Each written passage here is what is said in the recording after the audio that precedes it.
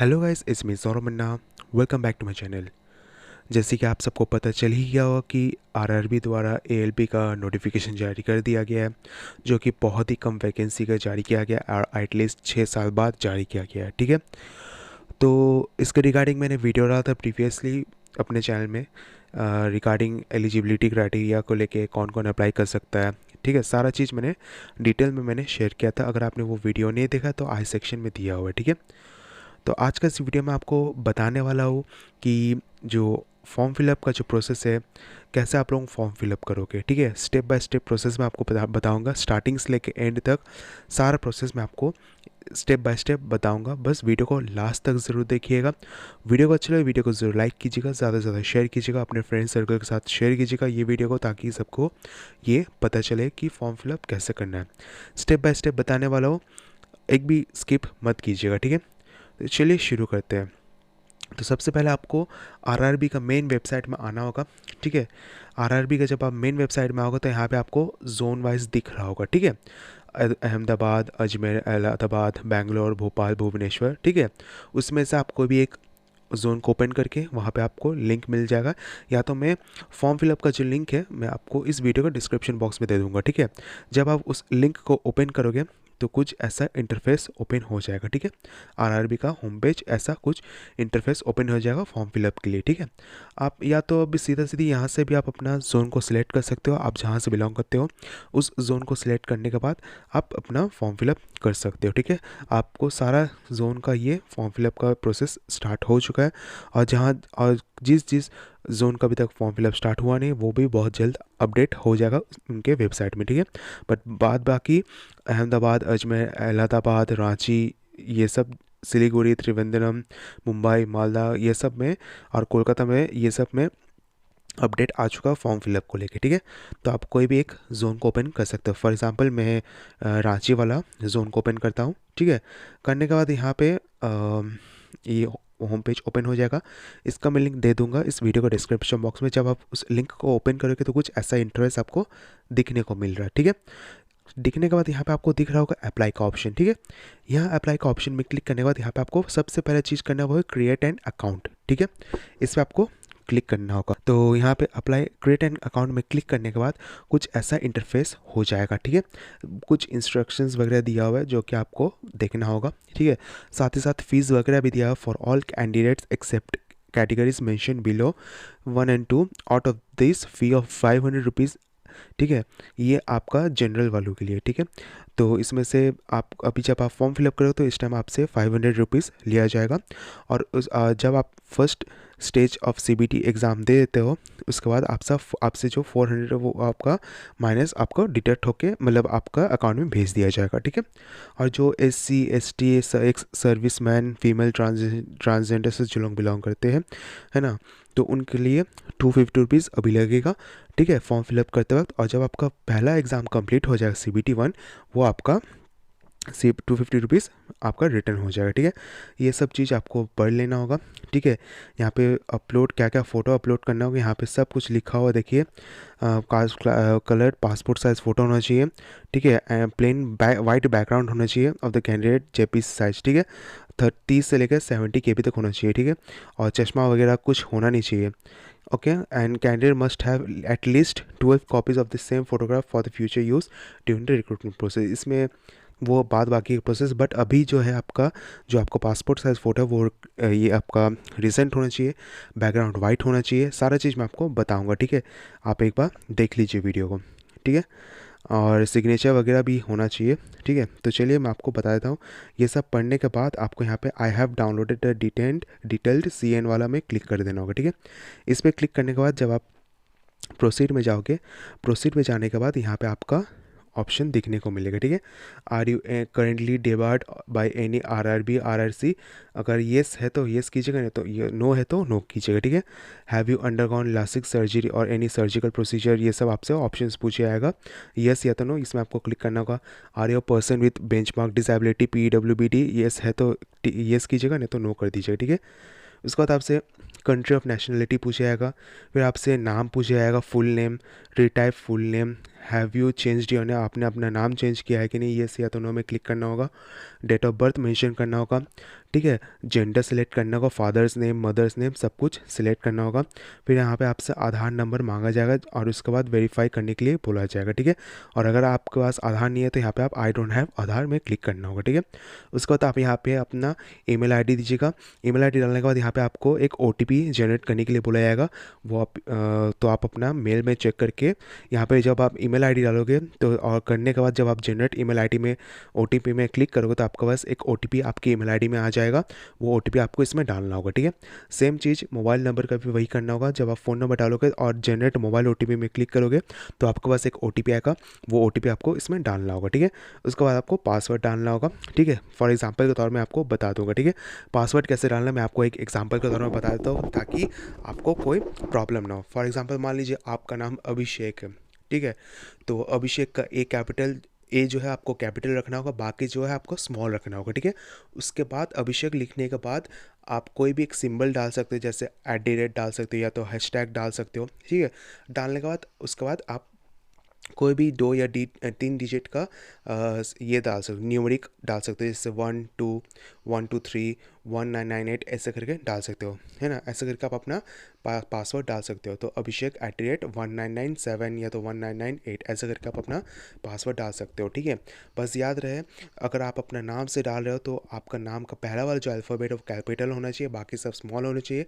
उसके बाद कोई भी आप सिंबल डाल सकते हो, जैसे @ या तो हैशटैग या तो एस्ट्रिक स्टार वाला कुछ भी डाल सकते हो। उसके बाद आप अपना कोई भी नंबर डिजिट डाल सकते हो, जैसे 1 2 1 2 5 ऐसे करके आप डाल सकते हो, ठीक है। तो अभी मैं ये पहला प्रोसेस कंप्लीट कर लेता हूँ, फिर उसके बाद मैं आपको नेक्स्ट प्रोसेस मैं आपको बताऊँगा, ठीक है। और याद रहे जब भी आप ईमेल एड्रेस डालोगे सही ईमेल एड्रेस डालिएगा, क्योंकि एग्ज़ाम से रिलेटेड या तो कोई भी अपडेट हो आपके ईमेल में भेजा जाएगा, ठीक है। और इसमें आपसे ओटीपी भी मांगा जाएगा, तो सोच समझ के जो भी डिटेल्स डालोगे सब कुछ सही डालिएगा, ठीक है। तो अभी मैं पहला प्रोसेस कंप्लीट कर लेता हूँ, ओके। और एक चीज़ मैं आपको बता दूँ, जब आप आधार वेरिफिकेशन के लिए करोगे अपना आधार नंबर डालने के बाद जब आप अपना वो वैलिडेट करना चाहते हो, वैलिडेट करने के बाद यहाँ पे आपसे आधार डिटेल्स सब कुछ सेम होना चाहिए, यहाँ पे आपको दिखाया जाएगा, ठीक है। तो यहाँ पे आपको सब कुछ अपना डिटेल्स भर लेना होगा। करने के बाद यहाँ पे आपको आई कन्फर्म वाला में टिक कर देना होगा। करने के बाद यहाँ पे आपको वेरीफाई में क्लिक करना होगा, ठीक है। तो वेरीफाई हो जाने के बाद यहाँ पे आपका आधार जो वो वेरीफाइड हो चुका है, ऐसे करके आपको दिखेगा, ठीक है। मैंने सब अपना डाल दिया, अपना ईमेल आईडी फ़ोन नंबर मैंने डाल दिया है। तो यहाँ पे आपका ओटीपी वगैरह आ चुका है, ठीक है। तो यहाँ पे डालने के बाद आप अपना पासवर्ड सेलेक्ट कर लीजिएगा, ठीक है। करने के बाद यहाँ पे आपको ये आ जाएगा आपका कैप्चा कोड, ठीक है। तो इस पर आपको क्लिक करना होगा। करने के बाद जब preview and create an account में जब आप क्लिक करोगे उससे पहले आप अपना सारा डिटेल्स देख लीजिएगा, आपने जो भी भरा सब कुछ सही भरा है कि नहीं, ठीक है। करने के बाद प्रीव्यू एंड क्रिएट डाटा में क्लिक करने के बाद तो देखिए यहाँ पे आपका जो भी डिटेल्स है जो आपका यहाँ पे शो करेगा, ठीक है। सब कुछ सही है कि नहीं एक बार जरूर चेक कर लीजिएगा, क्योंकि बाद में तो मौका मिलेगा ही ये करने का, बट फिर भी अभी आप एक बार ज़रूर चेक कर लीजिएगा, ठीक है। करने के बाद I have recheck the above details में क्लिक करना होगा। करने के बाद क्रिएट एन अकाउंट में क्लिक करना होगा, ठीक है। तो details field on the create an account form including email address सब कुछ हो चुका है, ठीक है। तो यहाँ पे आपको प्रोसीड में क्लिक कर देना होगा, ठीक है। करने के बाद आपका यूज़र जो है आपका क्रिएट हो चुका है, ठीक है। तो आपके पास अपना मैसेज आ जाएगा, ठीक है। तो अभी मैं चेक कर लेता हूँ। तो अभी आपको क्या करना होगा, आपने जो फ़ोन नंबर या तो ईमेल एड्रेस आपने जो डाला है फॉर्म फिलअप करते वक्त वो यहाँ पे आपको डालना होगा, और जो पासवर्ड अभी आप जो डाले हो वो पासवर्ड आपको डालना होगा, ठीक है। तो अभी मैं ये सब डाल लेता हूँ। और जब आप अपना आईडी और पासवर्ड डालोगे, आईडी आप सबको पता ही होगा, या तो आपसे फ़ोन नंबर मांगा जाएगा या तो आपसे ईमेल आईडी मांगा जाता है। आप दोनों में से आप कोई भी एक डाल सकते हो जो आपने फॉर्म पहला वाला रजिस्ट्रेशन पर आपने जो डाला था, ठीक है। डालने के बाद जो आपने पासवर्ड डाला था वो पासवर्ड डाल दीजिएगा जो आपने सेट किया था। डालने के बाद जब आप कैप्चा कोड डाल के जब आप लॉगिन करोगे तो कुछ ऐसा इंटरफेस आपको ओपन हो जाएगा, ठीक है। जहाँ पे कुछ इंपॉर्टेंट पॉइंट जो कि आपको जानना है ज़रूरी है, ठीक है। एग्जामिनेशन कैसा होगा सब कुछ यहाँ पे दिया हुआ है, ठीक है। करने के बाद यहाँ पे आपको ऑनलाइन एप्लीकेशन में क्लिक करना होगा, ठीक है। जब आप ऑनलाइन एप्लीकेशन में क्लिक करना होगा तो यहाँ पे पेज लोड होगा। होने के बाद यहाँ पे आपको दिखाया जाएगा कि ऐसा ऐसा कुछ ऑप्शन दिखा हुआ है, ठीक है। जो स्टार्ट डेट है 20 तारीख से जो कि चालू हो चुका है, 19 फरवरी इसका लास्ट डेट, ठीक है। यहाँ पे आपको नेक्स्ट में ऑप्शन करना है, ठीक है। सबसे पहले नेक्स्ट ऑप्शन में क्लिक करने से पहले यहाँ पे आपको ये कौन सा जोन के लिए आपको सिलेक्ट करना है वो आपको सिलेक्ट करना होगा, ठीक है। तो आप अपना जोन के हिसाब से सिलेक्ट कर सकते हो, जैसे मैं रांची सिलेक्ट किया हूँ मैंने, ठीक है। तो यहाँ पे मैंने मेरा तो साउथ ईस्टर्न जोन है यहाँ पे, तो साउथ ईस्टर्न रेलवे का जोन मैंने यहाँ पे सिलेक्ट किया है। इसके अलावा आप अपना और भी अपना जो भी लोकेशन है आप अपना डाल सकते हो, कोई इश्यूज़ नहीं है, ठीक है। तो यहाँ पे आप अपना डाल सकते हो। जो लोग south eastern south eastern region zone से जो लोग बिलोंग करते हैं तो वो लोग अपना डाल सकते हैं, या तो रांची या तो कोलकाता डाल सकते हो। बट इसके हिसाब से वैकेंसी के हिसाब से रांची वाला में ज़्यादा है कोलकाता के हिसाब से, ठीक है। तो आप अपना जो सुविधा है आपके हिसाब से आप अपना डाल सकते हो, ठीक है। तो मैंने अपना रांची डाल दिया है, ठीक है। डालने के बाद जब आप इसमें आप क्लिक करोगे, करने के बाद आई एग्री वाला में आपको क्लिक करना होगा, ठीक है। करने के बाद फिर आपको यहाँ पे नेक्स्ट में ऑप्शन में क्लिक करना होगा, ठीक है। तो आपने यहाँ पे पोस्ट में सिलेक्ट कर दिया है, ओके। पोस्ट सिलेक्ट करने के बाद जब आप नेक्स्ट में क्लिक करोगे तो यहाँ पे आपसे पर्सनल डिटेल्स पूछा है, जो कि आपने पहले ही भर चुका था। और बाकी आपसे पूछेगा जैसे मार्शियल स्टेटस, अगर आप शादीशुदा है या सिंगल है आप यहाँ पे सिलेक्ट कर सकते हो। रिलीजन क्या है, choice of language of examination आप क्या देना चाहते हो, आप कौन से लैंग्वेज में आप एग्जाम देना चाहते हो, हिंदी, इंग्लिश, यहाँ पे सबका ऑप्शन दिया हुआ है। अगर आप इंग्लिश में एग्जाम देना चाहते हो इंग्लिश में दे सकते हो, बंगाली में देना चाहते हो तो बंगाली में दे सकते हो। क्वेश्चंस वगैरह जैसे जैसे आप सिलेक्ट करोगे वैसे उसी के हिसाब से आपको मिलने वाला है, ठीक है। अगर हिंदी में क्लिक करना चाहते हो तो आप हिंदी में भी दे सकते हो, ठीक है। फिर आपसे यहाँ पर पूछा जाएगा परमानेंट विजुअल मार्क पूछा जाएगा, ठीक है। पूछने के बाद फिर आपसे पूछा जाएगा किस कैटेगरी से बिलोंग करते हो, यहाँ पे आप सिलेक्ट करना होगा। फिर आपसे एड्रेस वगैरह पूछा जाएगा, तो यहाँ पे अपना एड्रेस वगैरह दे सकते हो, ठीक है। तो इसको मैं फिलअप कर लेता हूँ। तो यहाँ पे सब कुछ एड्रेस वगैरह डाल दीजिएगा। याद रहे जब आप अपना कैटेगरी सेलेक्ट कर रहे हो, अगर आप जनरल कैटेगरी से बिलोंग करते हो तो आपसे कोई कास्ट सर्टिफिकेट नहीं मांगा जाएगा। अगर आप SC ST OBC या तो EWS से बिलोंग करते हो, इसके रिगार्डिंग आपसे सर्टिफिकेट मांगा जाएगा, अपलोड करने के लिए बोला जाएगा, ठीक है। तो जो ST या तो SC या तो OBC से जो लोग बिलोंग करते हैं या तो EWS से जो लोग बिलोंग करते हैं वो लोग अपना सर्टिफिकेट अपलोड करना होगा उन लोगों के लिए, ठीक है। और जनरल वालों के लिए अपलोड करने का कोई ज़रूरत नहीं है, ठीक है। करने के बाद यहाँ पे आप नेक्स्ट सेव में कर लेता हूँ। सेव करने के बाद यहाँ पे पर्सनल डिटेल सेव सक्सेसफुली हो चुका है, ठीक है। करने के बाद अब नेक्स्ट में क्लिक करता हूँ, ठीक है। करने के बाद फिर आपसे यहाँ पे पूछा जाएगा आर यू एक्स सर्विसमैन, तो यहाँ पे आप येस या तो नो कर सकते हो। Are you personal with benchmark disability, yes या तो नो कर सकते हो। Are you an EBC certificate holder, yes या तो नो कर सकते हो। Are you an employee of Indian Railway, yes या तो नो कर सकते हो। Are you a course completed act apprentice, अगर आपने कोई अप्रेंटिस कोर्स किया है तो येस या तो नो कर सकते हो। करने के बाद यहाँ पे आपसे अकाउंट नंबर पूछा जाएगा। अकाउंट नंबर इसलिए पूछा जाएगा क्योंकि जब आपका CBT 1 एग्जाम कंप्लीट हो जाएगा, CBT एग्जाम 1 एग्जाम कंप्लीट हो जाने के बाद आपसे जो फॉर्म फिलअप करते वक्त जो पैसा मिला था उसका हाफ आपको पैसा रिटर्न कर दिया जाएगा। फॉर एग्जाम्पल जो जनरल कैटेगरी से बिलोंग करते हैं उनसे जो 500 रुपीज़ लिया जा रहा है, तो पहला वाला एग्जाम कंप्लीट हो जाने के बाद आपको 400 रुपीज़ आपके अकाउंट में भेज दिया जाएगा, ठीक है। और जो ST SC OBC EWS से जो बिलोंग करते हैं या तो ट्रांसजेंडर या तो फीमेल है उनसे जो 250 रुपीज़ लिया जा रहा है वो पूरी 250 रुपीज़ रिफंड कर दिया जाएगा, ठीक है। तो अब मैं बाकी डिटेल्स भर लेता हूँ यहाँ पे। याद रहे आप जो भी अपना अकाउंट नंबर डाल रहे हो सही अकाउंट नंबर डालेगा, क्योंकि बाद में जब रिफंड का ऑप्शन आएगा तो जो पैसा है तो माइट भी गलत अकाउंट में जा सकता है। तो सोच समझ जो भी अकाउंट नंबर डालना है सोच समझ के डालिएगा, ठीक है। तो ये करने के बाद जब अभी मैंने सेव कर लिया, सेव करने के बाद अब मैं नेक्स्ट में क्लिक करता हूँ, ठीक है। नेक्स्ट में क्लिक करने के बाद यहाँ पे आपसे क्वालिफिकेशंस पूछ जाएगा, ठीक है। यहाँ पे लिखा हुआ सारा चीज़, ठीक है। सबको पता ही होगा जिन्होंने मैट्रिकुलेशन या तो SSLC किया हुआ है विद ITI के साथ तो वो लोग इसमें अप्लाई कर सकते हैं कि किस स्ट्रेट में यहाँ पे लिखा हुआ है, ठीक है। या तो जिन्होंने मैट्रिकुलेशन किया हुआ है और उसके साथ साथ अपना अप्रेंटिसशिप की भी किया हुआ है, ये सब ट्रेड से यहाँ पे सब कुछ मेंशन किया हुआ है। साथ ही साथ जिन्होंने 3 साल डिप्लोमा किया है मैकेनिकल से, इलेक्ट्रिकल से, इलेक्ट्रॉनिक्स से या तो ऑटोमोबाइल इंजीनियरिंग और combination of various stream of this engineering discipline from a recognised institution in लिeu ऑफ ITI, ठीक है। तो यहाँ पे जिन्होंने 3 साल का डिप्लोमा भी किया तो वो लोग भी इसमें अप्लाई कर सकते हैं, ठीक है। नोट यहाँ पे लिखा हो degree in engineering disciplines as above will also be acceptable in लिeu ऑफ डिप्लोमा इंजीनियरिंग, ओके। तो यहाँ पे डिप्लोमा के बाद भी जो लोग डिग्री किया है तो वो लोग भी इसमें अप्लाई कर सकते हैं, ठीक है। तो ये आपका क्लियर हो चुका। तो यहाँ पे अपना क्वालिफिकेशंस वगैरह डाल देता हूँ। यहाँ पे मैट्रिकुलेशंस पूछा जाएगा, फिर आपसे और भी डिटेल्स पूछे जाएंगे। तो पहले मैट्रिकुलेशन का भर लेता हूँ, फिर उसके बाद मैट्रिक डालने के बाद यहाँ पे आपसे फिर और भी ऐड करने के लिए बोला जाए। जैसे आप अपना अगर आपने NSC अगर अप्रेंटिसशिप किया है तो ये डाल सकते हो, अगर आपने ITI किया है तो आप डाल सकते हो, या तो 3 साल का डिप्लोमा किया है तो आप डाल सकते हो, है ना। फिर उसके बाद डिप्लोमा के बाद अगर डिग्री किया है तो वो आप सिलेक्ट कर सकते हो, ठीक है। या तो जिन्होंने सिर्फ डिप्लोमा तक ही किया है तो वो अपना डिप्लोमा क्लिक कर सकते हैं, ठीक है। तो अभी मैं डिप्लोमा क्लिक कर देता हूँ, 3 साल का डिप्लोमा, ठीक है। उसके बाद डिप्लोमा डालने के बाद अगर आप और भी डिटेल्स डालना चाहते हो, अगर आपने बीटेक किया हो तो वो भी आप डाल सकते हो, अगर नहीं किया तो आप मत डालिएगा, ठीक है।